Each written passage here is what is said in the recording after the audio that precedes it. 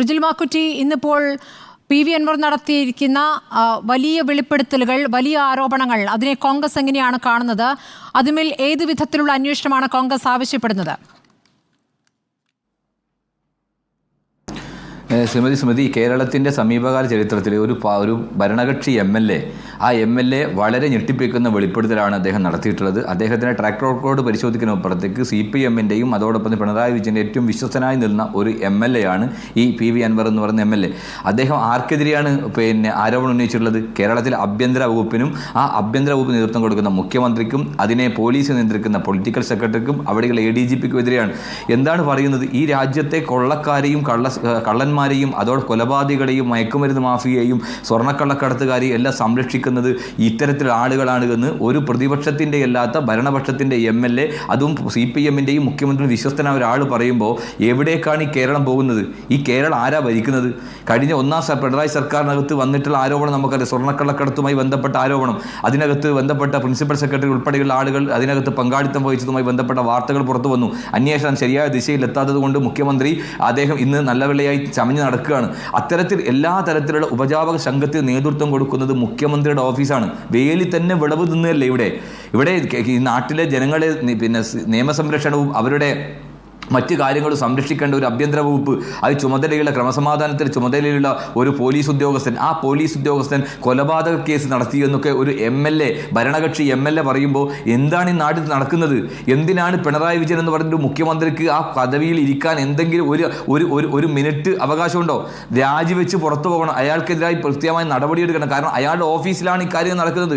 P. Sasi എന്ന് പറയുന്ന notorious criminal ആയിട്ടുള്ള എല്ലാ തരത്തിലും പല കാര്യങ്ങളും ചെയ്തു കൊണ്ട് പാർട്ടിക്കകത്തു നിന്ന് പുറത്താക്കപ്പെട്ട ഒരാൾ, അയാളെ ആ പ്രധാനപ്പെട്ട തസ്തികയിലേക്ക് കൊണ്ടുവന്ന് അയാൾ നയിക്കുന്ന ഒരു സംവിധാനം ഈ കേരളത്തിൻ്റെ ആഭ്യന്തര വകുപ്പിനെ ആകെ തന്നെ ഇത്തരത്തിൽ ക്രിമിനൽവൽക്കരിച്ചുകൊണ്ട് മുമ്പോട്ട് പോകുന്നു എന്ന് പറയുമ്പോൾ ഇത് എന്താണ് ഈ നാട്ടിൽ നടന്നുകൊണ്ടിരിക്കുന്ന വലിയ ഗൗരവമായ ചോദ്യമാണ്. അതുകൊണ്ട് ഇത് പ്രതിപക്ഷം പറഞ്ഞ ആരോപണമല്ല, അത് വളരെ കൃത്യമായ രൂപത്തിൽ അന്വേഷണം നടക്കണം. ഇത് പോലീസിന്റെ ഭാഗത്ത് നിന്ന് അന്വേഷിച്ചാൽ ഇത് നടക്കില്ല. അതുകൊണ്ട് സത്യസന്ധമായ, നീതിപൂർവകമായ, നിഷ്പക്ഷമായ അന്വേഷണം നടക്കണം. കൊലപാതകം നടത്തി എന്നുള്ള ഉൾപ്പെടെയുള്ള കാര്യങ്ങളല്ലേ പുറത്തു വന്നുകൊണ്ടിരിക്കുന്നത്?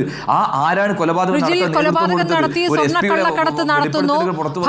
ഭരണകക്ഷി MLA ഉന്നയിക്കുന്ന പരാതികൾ പരിശോധിക്കുന്നില്ല, BJPക്കും കോൺഗ്രസിനും വേണ്ടി പ്രവർത്തിക്കുന്നു എന്നൊരു ആരോപണം കൂടി PV അൻവർ ഉയർത്തുന്നുണ്ട്. അതിനുകൂടി താങ്കൾ മറുപടി നൽകണം. ഇതിപ്പോൾ P. ശശിയുമായി ബന്ധപ്പെട്ടും ADGP, ക്രമസമാധാന ചുമതലയുള്ള ADGP-യുമായി ബന്ധപ്പെട്ടും ഗുരുതരമായ ആരോപണങ്ങൾ ഭരണകക്ഷി MLA വാർത്താസമ്മേളനം നടത്തി പറഞ്ഞിട്ട് മണിക്കൂർ ഇത്രയായി. ഇതുവരെ പാർട്ടി സെക്രട്ടറിയുടെ പ്രതികരണം, പാർട്ടിയുടെ ഭാഗത്തുനിന്നുള്ള പ്രതികരണം വന്നിട്ടില്ല.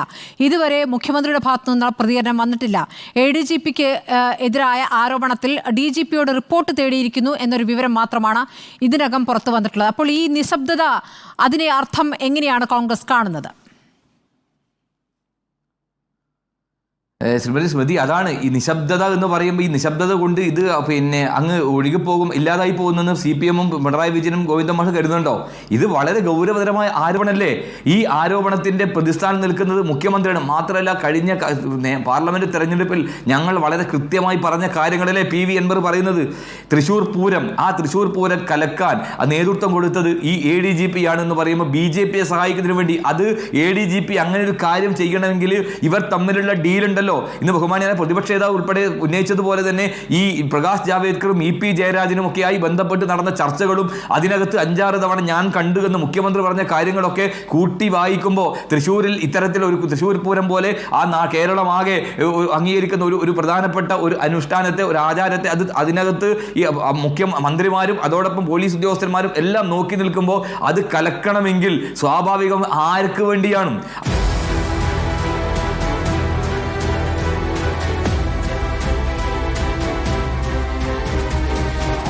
Debate with Smriti Parthikad.